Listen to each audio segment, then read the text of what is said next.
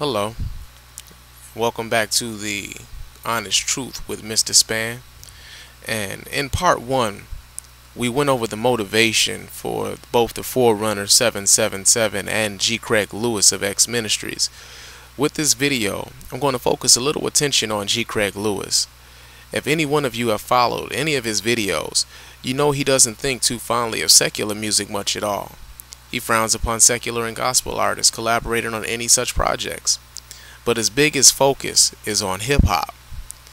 The troubling thing about the influence of G. Craige Lewis is how often his facts are wrong and confused, and those who don't listen to hip-hop, or those whom aren't learned in its history, are left with the impression G. Craige Lewis gives them. And what are the chances of a hip-hop fan getting their parents or grandparents to actually study what hip-hop is when they have G. Craige Lewis telling them that it's of the devil? Good luck getting that done.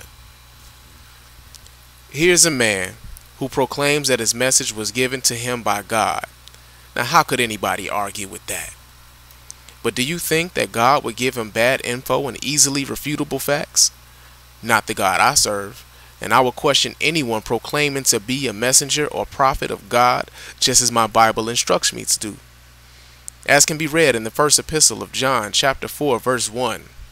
Beloved, do not believe every spirit, but test the spirits, whether they are of God, because many false prophets have gone out into the world.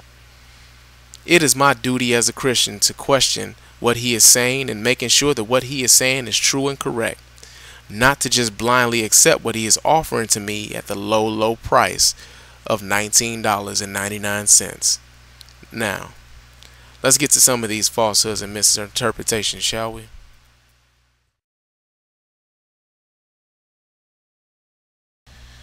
G. Craige Lewis has been quoted many a time as saying that Afrika Bambaataa, along with KRS-One, are the creators of hip-hop as a culture and a religion. Common knowledge of hip-hop will let you know that the creator of hip-hop is none other than DJ Kool Herc, who created the genre in 1973. In 1973, Afrika Bambaataa was 13 years old. KRS-One, 8 years old. KRS didn't drop a hip-hop album until 1987 with Criminal Minded, while a part of Boogie Down Productions with Scott LaRock, and didn't create a temple of hip-hop until almost 15 years after the release of his first album. How could he be a founder of hip-hop when he wasn't known to the larger hip-hop audience until a full 14 years after the creation of the genre? His creation of a temple of hip-hop is just that, his creation. His creation of the temple of hip-hop means nothing to the audience of hip-hop by and large. He, along with Afrika Bambaataa, although influential within some circles of hip-hop, are not the founders of hip-hop. That distinction belongs to DJ Kool Herc, whose name you will probably never hear on the Truth Behind Hip-Hop DVD.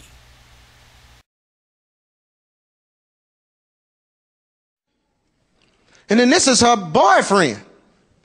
Jay-Z, H to the Izzo, V to the Izzy, Jehovah God. That's what he calls himself. He believes that he is God, and he believes that Jesus Christ is not the Son of God. He believes that the black man is God. Oh, really? Then to whom was he referring to when he made these lines?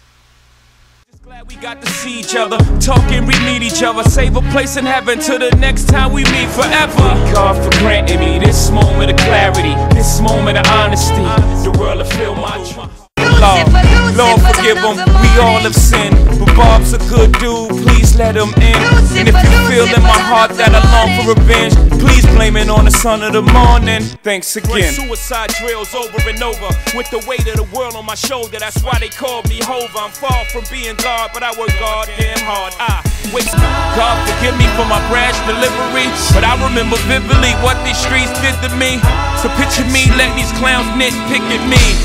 Now, for someone whom is supposed to be thinking of themselves as a God, he makes a lot of references to God in his music. Is he praying to himself when asking for his friend's passage into heaven? If he believed himself to be God, why ask his Father to save a place for him there? Why, even though he took the Lord's name in vain, would he proclaim, I'm far from being God? And why would a God need to ask another God for forgiveness? All quick questions we should ask ourselves. Now, to someone that has never listened to Jay-Z or rap music in general, and they listen to Craige G. Lewis, their entire perception of Jay-Z was cemented with that presentation, and from there, the perception grows.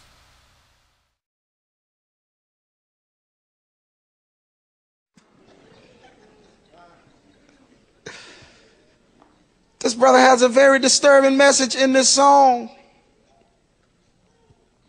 I'm gonna let y'all hear it. Can I let y'all hear it? Y'all listen. 666.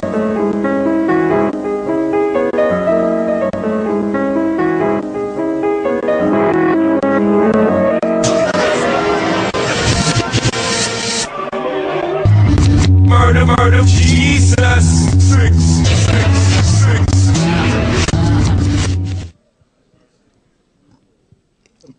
666, murder, murder, Jesus. Now, I'll admit to being disturbed the first time I heard this, but the cause of my concern was not what that recording says, but that G. Craige Lewis would be so irresponsible to play an obviously altered audio track to drive home his point. There are many videos on YouTube right now that show you how that track was made, but quick research will show you that DJ Danger Mouse created the track on a CD that he created combining the Beatles' White Album and Jay-Z's Black Album to come up with the Gray Album. What was his motivation for the track? Who's to say? One can speculate that he drew inspiration from the anti-religious views held by the Beatles, at one time the most popular group on the world. Jay-Z more recently has emerged as one of the most famous artists in the world.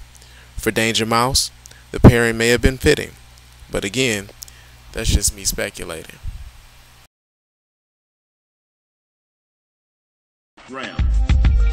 See, E pluribus unum, which is on the seal with the eagle, that means one God by many names. As you'll recall in part 1, I made mention of a commercial that G. Craige Lewis had on his website promoting his newest video, The Truth Behind Hip Hop Part 5. And in that video, he managed to slip in a mistruth. Well, this is what I was referring to. E pluribus unum does not translate to one God by many names. In fact, the statement or motto does not make any references to God at all. This phrase simply means out of many, one, or one from many. The God's part, totally a creation from Brother Lewis. But again, as I will always tell you, you don't have to take my word for it. Now, as we approach the 10-minute mark, I know I will not get to all of the mistruths, misinterpretations, and falsehoods of Brother Lewis. There are far too many to point out in a reasonable series of videos, but at least now you should notice a pattern of being loose with his facts. And as I've said before, you don't have to take my word for it. Do your own research. Next, we're going to give the brother Forerunner 777 a more in-depth look. Does his claims really stand up to honest scrutiny? We'll find out as we go to part 3 of The Honest Truth. I look forward to hearing from you, and I look forward to reading your responses. Thanks again for watching Spann TV. Talk to you guys again soon. Peace.